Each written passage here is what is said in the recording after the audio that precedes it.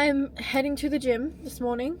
Obviously not to train because still can't do that. But it's been 5 months now. I've been doing like Pilates twice a week and I was gonna go do that this morning, but then I decided, you know what, I actually stalked my own Instagram last night. I almost cried because of how much I miss the gym and how much I miss lifting weights. And I was like, I can't live like this anymore. Like, I need to try everything in my power to get to that point again. It might not be the same, but I can do my very best to get there. Now that I know that I can do like 15-minute Pilates, I'm going to go to the gym and just try and do some body weight, not exercises, but more so just like form, kind of just getting my body used to form.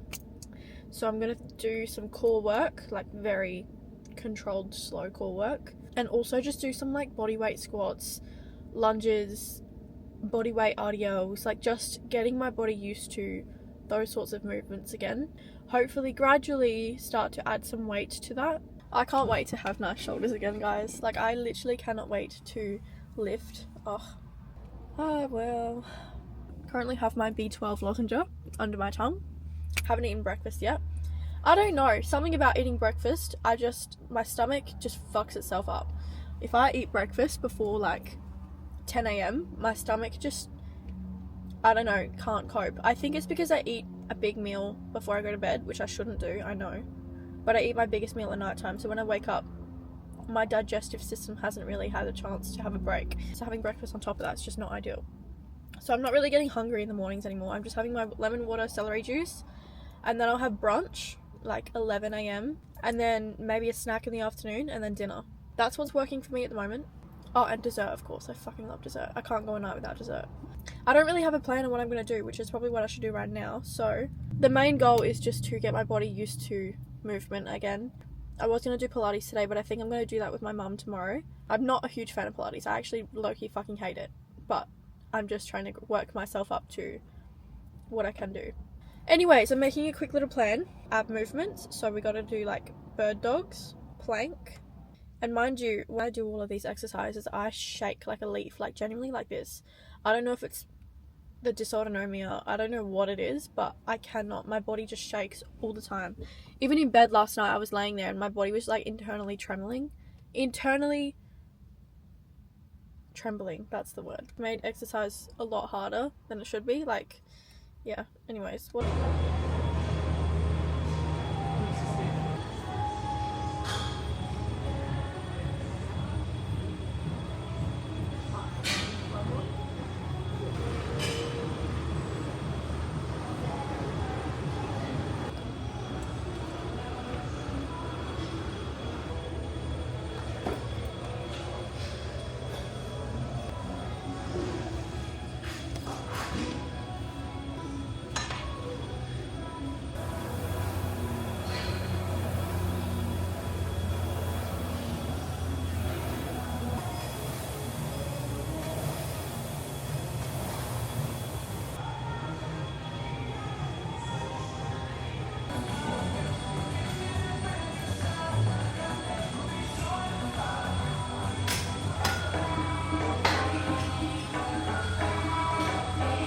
I got you.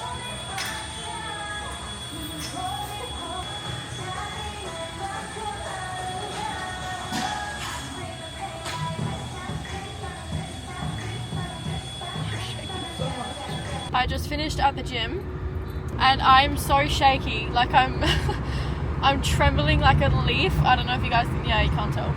It's not ideal, but I just know that within a few months, if I keep putting in the work, hopefully things will start to get better. But you know, that if I had done that 6 months ago, I would have laughed in your face about how easy that was. Like, I wouldn't even call that a workout. But now my body genuinely feels like I just hit a really hard upper body session. Like, I'm so shaky, I feel weak. And it's fine, at least I can do that. I'm gonna go get a bagel. Are we surprised? No. I'm obsessed with Franklin's bagels so much. Brendan and I were chatting in the gym for genuinely so long. So I was like, you know what, instead of just holding up the cables, let's go get a bagel and we can yap in the sun with a bagel. Going from being literally my peak self to struggling so much with planks It's really humbling. Really humbling. I'm grateful that I can even go into the gym. I'm grateful I can step into the gym. Also so grateful for the gym community. Like, everyone was so happy to see me, and it just made me feel so good. Everyone was asking how I am. Like, I basically just yapped that whole session, and every time I go in there recently, I've been seeing someone that I used to see at the gym, and they would yap to me for like an hour. It's been so good. I'm a big yapper. I love to have conversations with people. Whereas a year ago when I'd go into the gym, I didn't really want to speak to anyone. I just wanted to train and get out of there. But I love it. It's my highlight of my everyday is talking to people now. I love talking to strangers, and I love making new friends. I love speaking to like-minded people. It's great. Anyways, keen for a bagel. It's also 12 o'clock and I'm still not hungry. Like, my appetite's just been non-existent recently. I'm not hungry, nothing, but obviously I know I need to eat, fuel my body, especially after exerting some energy. Wow, you're so unaesthetic with it. Just a quick... Oh, just a quick cheek. What, do I need to open it? Oh my god, you need to open it like that. Like that. Oh, I gotta learn the ways. I didn't realise. You're eating with an influencer, alright? You gotta get to know I didn't realise how they do it. One time I was trying to eat my bagel and he was just annoying me that much, so I got up and left and I drove somewhere else.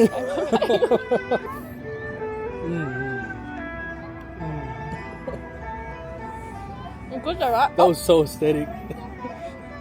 40 cents there and avocado. There's more. I think if you can't enjoy your own company, then it's like, what's the point, you know? Yeah. Like, you gotta be okay with being yourself. 100%. I was saying on my vlog earlier that the background noise right now is insane. Adds to the monologue. If I wake up with no plans and I have the day to myself, I'm happy. If you want to know who your haters are, just look at who follows you but doesn't like any of your shit. Yeah, they just want to watch you. That's what I love as well. It's like, also people are like, oh, I saw your post. I'm like, but you didn't like it. Fuck you mean you saw my post? Like, where's the support? Yeah. I came to Kmart the other day and they had a walking pad. And I was like, ooh. And I was like, you know what? I don't need a walking pad, but I low-key want one. First of all, I need to go see if they have them. And then, hopefully I'll have a walking pad. I don't even know, like, there's so many, like... I feel like I probably should have got like props. I mean, I have my bag. You don't need much. That's a cute. It's cute. Gonna take some photos for Dana's Instagram. Like when you're taking like, hang on, I can't fucking hear you. I want to literally just that fine. Okay. Yeah. Huh? The sky looks really good too. We should wait, like take something like 20 minutes for the sunset. Okay.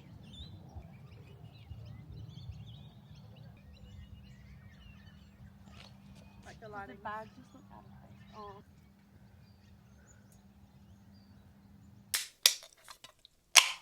Oh. Oh, it smells good. That's delicious. 10 out of 10. Wow. I'm going to run you guys quickly through my game plan. If you've been following along my health journey, especially on Instagram, you would know that I got diagnosed with POTS, CFS from Epstein-Barr virus. And so I haven't been in the gym. I haven't worked out in 6 months now. Well, coming up 6 months. It's closer to 5. And as someone who, my whole life was the gym. The whole reason you guys know who I am is because of the gym. And now I don't have that, which is crazy, but very depressing to say the least. And I've been struggling a lot. And it's like trying to find out who I am outside the gym as well. Basically, to sum it up, my last flare, like from PEM, so post-exertional malaise, was about 8 weeks ago now. And when that happened, I was so depressed about it, the whole thing, that I was like, right, I'm not going to do any exercise, no walking, no yoga, no stretching, nothing for 6 weeks, just to completely reset. And because also I didn't want to feel like shit. I didn't want to suffer with PEM anymore. So I was like, 6 weeks, full rest, and then I will gradually, you know, go for a 5-minute walk, see how I feel. A couple of days later, go for a 10-minute walk. It was all pacing, pretty much. It's been like 8 to 9 weeks now since I started that. So I successfully did the 6 weeks. And the last few weeks, I have been slowly implementing movement again. I'm not putting any pressure on myself in terms of time, because it doesn't work like that. You cannot set a time or a date when it comes to chronic illnesses because you just don't know. it'll happen when it happens, as long as I put in the work. So when I first started implementing movement again, I tried Pilates for the first time. So I did at home just a 10-15 minute, like, it was almost like a stretching session. It wasn't even Pilates, just to see how I went. And it was okay. So I didn't get any PEM from that. So after 72 hours, I did it again. Just same 10-minute, like, very, very, very light intensity. I wouldn't call it exercise. I would call it literally stretching, but you have to start so slow. And then I waited another 72 hours and it was okay. So the next week I did one reformer Pilates session, and obviously that being a little bit harder and going to the gym and being in that environment again, it's going to be a little bit harder on my nervous system and my body. And I literally just did like a 12-minute reformer Pilates beginner, very light. It did not feel like I did any sort of exercise at all, but I then again have to start incredibly slow. And then I waited 72 hours to make sure my body was okay. Luckily, I was. So then the week after that, I decided I was going to do 2 reformer Pilates sessions. So I did. That was last week. I did 2 reformer Pilates, just 15-20 minute sessions, which was great. It felt stupidly easy, but I know that if I push myself too hard, my body will just be like, absolutely not. And it will send me into a flare. I don't want to get PEM. You want to avoid PEM as much as possible with chronic fatigue. So now that I know that my body can handle 2 reformer Pilates sessions a week, and on top of everything else, I have kind of made a game plan. So I'm going to do 3 days a week at the gym. One day is going to be a Pilates session, just a 15-20 minute session of any muscle group, whatever I'm feeling. I'm not going to put any pressure on myself to, it has to be lower body, has to be upper body. I'm just going to see how I feel when I get there. And then second day at the gym is going to be a core and stability. I did this actually yesterday and it went really well. So it's just a matter of building back up my core strength so that eventually when I do want to get into weightlifting again, when I can, my core is ready to go pretty much. I've definitely lost a lot of strength not going to the gym, and also because, I'm shaking a lot. My nervous system is just completely out of whack. And so even doing a plank for 10 seconds, my body was just like trembling so hard. And so my goal is to just work on my core and stability a lot. And it was literally just, I didn't even spend long at the gym at all. It was just so easy. Well, you guys actually saw what I did. So that's all. I'm going to do that once a week. Just some very light core and stability work.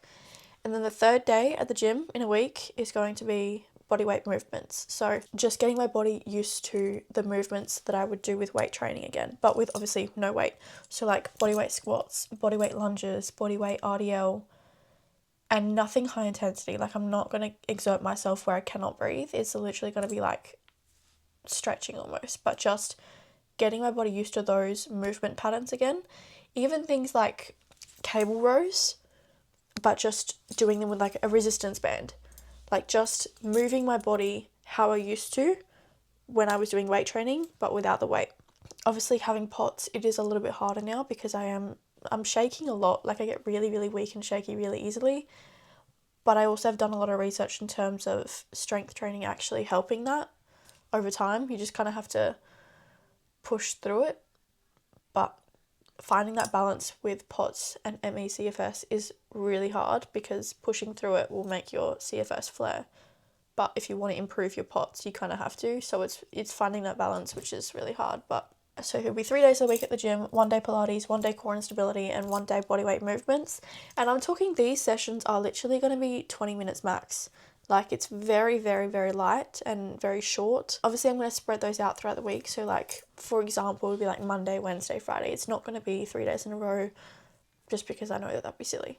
Taking it stupidly slow is my plan. I plan on doing that, so 3 days a week at the gym, for the next month. Even if I feel really good, I feel energized, whatever it is, I'm staying at that level for a month just to make sure. After those 4 weeks, if I don't go into PEM, so if my body can tolerate that for 4 weeks, then my plan is to start adding baby weights onto the third day, which was bodyweight movements. So like, I can start doing literally 1 kilo shoulder lateral raises, or holding a kettlebell, like a 3 kilo kettlebell, while doing a bodyweight squat. Just very, very ridiculously light weights, and then obviously increasing it gradually. So if all goes to plan, hopefully by the end of the year, so 4 months time, I will be able to lift weights. Not heavy, but I will be able to do, you know, a strength training session a week is my goal. I'm actually really excited and I'm really happy with the progress that I've made so far. I wouldn't have made this progress if I didn't do my own research and I didn't understand the importance of avoiding post-exertional malaise, because the more that you put yourself into post-exertional malaise, into PEM, the lower your baseline gets, which makes it harder and harder and harder every single time you're trying to recover. And to do that, it's just a matter of pacing ridiculously, stupidly slow. 2026 has been a write-off, which is really sad because, you know, that's a whole year that I could have made progress. It's really easy to be negative about the whole situation and to cry about it. But at the end of the day, it doesn't change anything. Me being sad about it, me crying about it, me complaining about it. Sorry, I'm going to start crying. Me getting upset about it doesn't change anything. So I'm going to try and be as positive as I can, which will then help me in the long run. But this is really hard. This is really, really hard. Like, completely losing myself and all of the work that I've put in to be who I am today, I feel like it's just gone. But like I said, being negative about it doesn't change a single thing. Whatever happened, happened. I can't control that anymore. I can only control how I move forward from this and how I help my body heal. I hope that me sharing this helps at least one person not feel alone. I'm struggling just as much as you are. I know it doesn't look like it. You know, you see me posting selfies on my Instagram story, but that's only on the days where I feel good. And, you know, sometimes I take a selfie in the car on my way to a doctor's appointment and I come home and I sit here and I cry and I just sleep for the rest of the day. But no one really knows that. So I'm trying to be more open about it and talk more about it on social media, hence why I started posting everything that I was going through. It feels really unfair that this has happened because, you know, as someone who's always taken care of themselves, taking care of their health, I don't drink, I don't party, I don't smoke, I don't vape. You know, my sleep has always been great. I've always been a healthy person. Why is this happening to me? I don't know. But I do believe everything happens for a reason, and I think, you know, I don't see it right now, but, you know, given a couple years' time, I'll probably look back at this and think I'm grateful that it happened. Hopefully. That's the end of the video. I'm just decided I'm going to vlog more. If you do have anything you want me to speak about, let me know, because I want to start filming every single week. Thank you guys for watching, and I'll see you next week. I definitely recommend